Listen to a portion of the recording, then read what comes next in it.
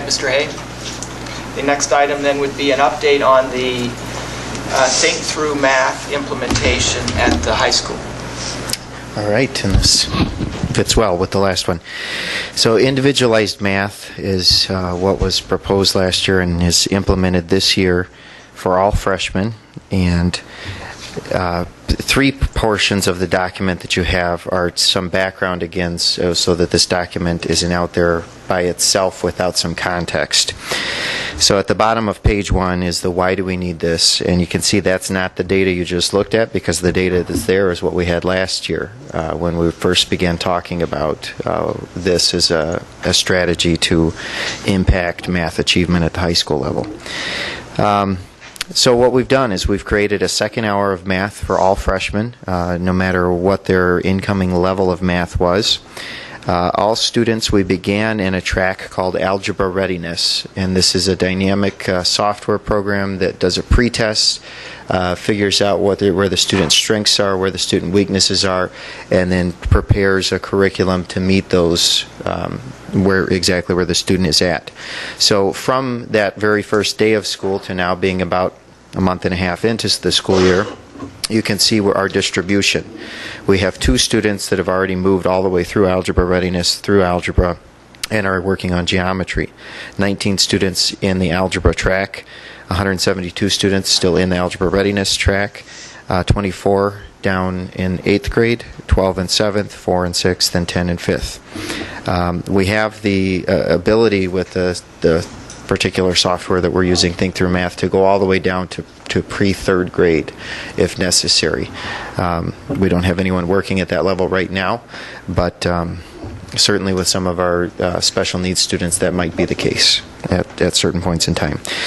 I guess more importantly at this point, we just had a follow-up meeting with our trainer from Think Through Math, and he couldn't say enough about the progress that our kids are making. And so for us, not having anyone else to compare ourselves to, we thought we were doing pretty well, but we weren't quite sure. So some of the numbers that you see on your chart there are from the dashboard that I can log into as the school administrator. And so I want to try and explain these to you in simple terms as possible. 85% of precursor lessons passed. What a precursor lesson is when I have just struggled with something and I didn't get it, the program's going to diagnose and say, you know what, I think you had a problem with, could be basic addition and subtraction as part of this longer algebra equation. And it's going to give me a precursor lesson to help me figure out this piece so that I can then go back into the main lesson to get what I'm supposed to be getting as part of my track. Make sense? So what we want to see is a high pass rate of precursor lessons. It tells us a couple of things. One, primarily that we have the kids in the right track, that they're finding success. What we know we need is for all students to build a confidence in math, to understand that struggle in math is part of learning, and that they can become confident learners. And the more that we do that, the more likely they are to be successful at the higher ends of math. So 85% of precursor lessons is awesome. Tom, the trainer, told us that what they hope schools can achieve for precursor lessons is somewhere in the range of 70%. Okay? Target lessons, where you see the 80%. Target lessons are the key critical components of the track. So when we're talking algebra readiness, target lessons are the ones that are the underpinnings. Are you, Ms. Buswell, truly going to be ready for algebra or not? Not the nice to knows, but the need to knows. And so again, we want to see a high pass rate here. 80% again is well above what they would expect to push schools towards. So we're doing well on both those measures. Additionally, when this is implemented as an add-on program where it isn't given instructional time every day, the goal that Think Through Math would set for students to achieve in an entire school year is 30 lessons. 30 lessons gets you through a pathway. Now, a lesson is more than just a one-day event. Think of a lesson more as a unit of what instruction used to be called. But to get through 30 lessons, and this again is where you see our numbers are literally off the charts. 35% of the students, of the freshmen who are enrolled in this, have already completed more than 30 lessons. And our average right now is 25 lessons. the average student. So they're seeing success. They're making significant progress. Mrs. Zardi has stopped over a couple times. I would encourage all board members to stop in. And it's a fun room. There's some fun stuff happening. It's a dynamic place to be. Kids are smiling. Kids are helping each other. Kids are getting help from the teachers and the aide in the room. And so to see excitement about something that we know has been an area of struggle is very promising. What we would hope to have for you at the end of this school year is the hard numbers. These are more the soft numbers. These are great, but they're soft. Is the hard numbers to say, when we did the pre-test at the beginning of the year, only 16% of our students were where they needed to be at grade level. And so we want to double that number, minimum, double that number by the end of the school year. So that's our school goal this year. That's what we're working hard on. And we'll be back with the hard data at the end of the year. Any questions you have on this? The students, are they able to do these on the lessons on their phones? Or is it just in the math lab? Are they able to? It's accessible anywhere you have an internet browser. Yep. And actually, I asked Carolyn, who is our aide who's really coordinating this project for us at this point. I asked her for some more information, and she gave me a packet. But one of the cool things that's in here is for each one of the class hours, I have a log of the evening and weekend time that students are logged in, and it's anywhere from as few as 4 hours to 19 hours to, there was one that was 24 hours back here. Just significant amount of time, and if you're only on for 30 seconds, it'll only log 30 seconds. So when you get to 24 hours, you've truly been on for a long time. You've been actively engaged. So yeah, and that too is an interesting piece. If you remember from last year when we first presented this, one of the cool things about Think Through Math as a program is it has some competitive incentives built into it. So students earn points similar to how you would earn Facebook points, those familiar with Facebook, and they earn those for passing lessons, for attempting lessons at a different rate. So if they pass it the first time, obviously they earn more points than if it takes them 2 or 3 times to pass it, but they still earn points regardless. They earn points for making progress through the system. Then there's daily leaderboards, both for progress and points, and then students can cash in those points either for prizes, which can be a certificate to Walmart, or to give to charity. We've had several students already donate points to charity, and it's something like 1,000 points equals $1.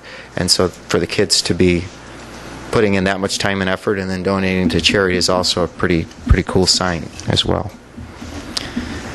You had one student win a gift certificate, though, right? Yes. There's another contest that's run company-wide, and for the students who have already achieved 30 lessons at this point in the year, so it's quite an achievement, they're in what's called the Think 30 Club. And the Think 30 Club, there's a drawing every week, and one of those Think 30 Club members is chosen. Last week, the Think 30 Club member was at Toma High School, and I didn't bring the printout, Cindy. I'm sorry, I would announce the name, but I don't have it in front of me. But he won a $50 gift card to Walmart for being part of the Think 30 Club. Yeah. So. That's awesome. Again, I highly encourage you, swing by the high school, sign in, get your visitor badge, and then go down to the math lab and see the cool things happening. Yeah, this just looks and sounds very interesting. I'm so happy we went forward with this. My question, and I think you said it, was unless they test out of, unless they go straight into geometry as a freshman, all freshmen go into this, use the Think Through Math implementation. Right? All freshmen, even if they are in geometry. Okay, even if they're in geometry. Yep. And so that's going to include some who are already proficient, who will test proficient. So I guess what I'm getting to, my question is, there could be lots of interesting data points, but is the most interesting one going to be then, at the end of the year, how many are proficient? Mm-hmm. Yes. Compared to the initial. Yeah, we had Is that fair to 16% at grade level, so proficient at the beginning of the year, Proficient. as tested by Think Through Math. So I don't have any other measure for our ninth graders. We don't have a WKC during the ninth grade year. We could look back to where they were a year prior in eighth grade. But the best measure we have at this point is now the Think Through Math pre-assessment, and 16% were at grade level. So our ambitious goal is to at minimum double that. And that will be the true test, is where we at the end of the school year. Just a reminder, though, as well, when we implemented, we wanted to implement for all students across the spectrum of achievement. And if you look to the bottom of page 1, of students who are considered proficient on the PSAT and ACT testing indicates that we still have gaps in key math facts. The top 2 students last year missed 1 out of 3 and 1 out of 2 of the points in number and operations on the PSAT. So these are students who are at the top, who were the freshmen who began in geometry, and they did well in what were called geometric processes and algebraic functions, and yet still did poorly in some basic math skills. And so what the big push is to say that we have some math gaps across the board, and what we're going to try to do is address those individually for each and every student. Great. All right? Anything else? Oh, Mr. Hay, I just had a question. You know, this seems to really, this is geared for that algebraic time, right? Algebra time. Have they created younger aspects for this also? I mean, at a younger grade level? Yeah, it can go all the way down to third grade, and they're just about ready to launch the full second grade year. And that's so that when you talk about those grades, you're talking basic numeracy, number sense, how do numbers work, what's bigger than what's smaller, the underpinnings that really are key to building true math understanding and math competency later on. Yeah, so they do have that. There's some exciting things with the grant that the district was awarded through the DOD that will allow us to expand at the middle school, more at the high school in some targeted areas, and perhaps even leverage some resources to shift to some elementary schools as well. And so that's why we have 5th, 6th, 7th, and 8th graders as part of this? Nope, those are students who are ninth graders at the high school who are enrolled at that level. That's their levels. That's what I thought at first. Yeah, no, it's their Yep. math level. Okay. Yeah. All right. That's why I asked. Yep, It might be really a benefit to start this a lot younger. sure. Yep. Yeah, and there is no right place and there is no wrong place to start improvement. Right. The freshmen that we have are awesome, and yet they have these gaps, and we need to deal with those. And that doesn't change whether or not we also have gaps and things we need to do at third grade or anywhere else along the way. So. Okay? And I know tomorrow, actually, Mr. Hay and Mr. Buss and myself are meeting to talk about how we implement or take Think Through Math down to the middle school level, since we do have the grant that will allow us to do that. So we'll be looking at that. The other thing I'd note, you know, from the time that I've spent in the lab, I think what impresses me the most is that kids don't give up. Math is one of those areas that I think sometimes it's easy for them in a classroom setting just to say, teacher, help me, I don't get this. And the computer, I mean, kids sit there and they go back and they redo it and they try again, and they understand that that's part of the process. So I think struggling with math a little bit, learning, you know, David had mentioned the self-confidence that can come from, oh, I finally did figure that out, you know, but they've got the individual time and attention. They're not embarrassed because they're not going at the same pace as the rest of the class. I think it really provides an avenue for them to, you know, struggle, realize that I can get this if I put time and attention on it. And I think that's going to pay off for many of those kids in the long run as well. Is there an upper number of lessons that they take, or are they, you know, you have at 30 or more, do they max out on lessons? Well, it's different for each student based on where their ability is at and which lessons they need to go through. So, for example, some of the two students in geometry tested really, really well, and so they had really just the target lessons to begin with. And then even within those target lessons, there's another pretest. And on the pretest, if you get all correct except for one, you can pass right through it. We don't want to beat kids up on something they already know. So they can move as fast as their understanding is, or as slow as their understanding is. And I think that speaks to probably Mrs. Arty's point that it's not the environment that some of us knew in math class, where if you were still struggling with it and we reached the end of the unit, it was, well, we got to move on. This is an environment that doesn't move on until you have got the content, and I think that does build a resilience and a confidence in students that hopefully will see the benefits of in years to come. Does it move beyond geometry? Not currently.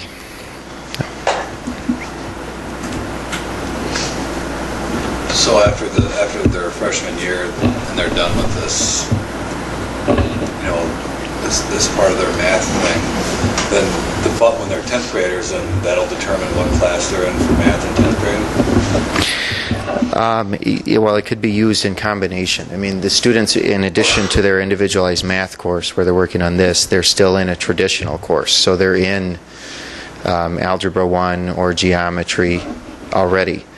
So if, is it possible? Absolutely. If you had a student who's currently enrolled in Algebra 1 and they're successful in Algebra 1 and in their individualized math class, they max out and get to above grade level and have completed geometry, I think there'd be a strong case to make to award credit for geometry and move them on. We don't want to hold kids back if they've got it. Yeah.